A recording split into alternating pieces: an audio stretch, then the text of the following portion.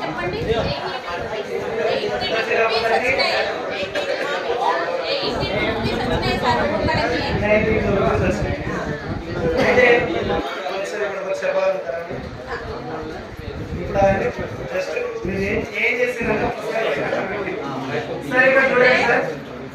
Currency తీసుకొని 328 రూపీస్ని 4 members పంచుకోవాలి.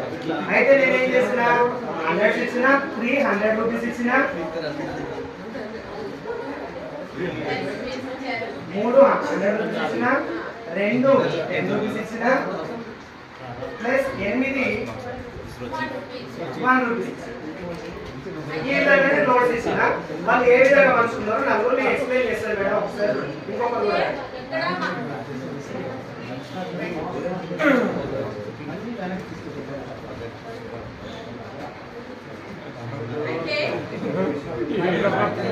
అయితే ఇక్కడ మాకు సారు 300 రూపీస్ ఇచ్చారండి. మేము 4 మెంబర్స్ ఉన్నాం.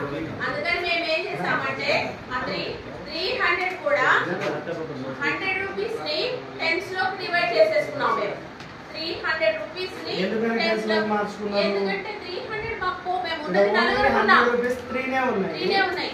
అందుకని వాటిని 10s లో మార్చుకుంటే అవి 30 అయినాయి. మాకు 30 ప్లస్ మాకు ఆల్రెడీ ఒక 2 10 రూపీ నోట్స్ ఉన్నాయి.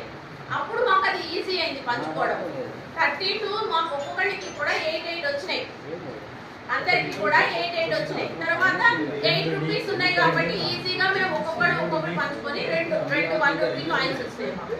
అంటే టోటల్ గా మాకు అందరికి కలిపి ఒక్కొక్కరికి 82 రూపీస్ వచ్చినాయి సార్. అట్లా మేము డివైడ్ చేసుకోవడం జరిగింది.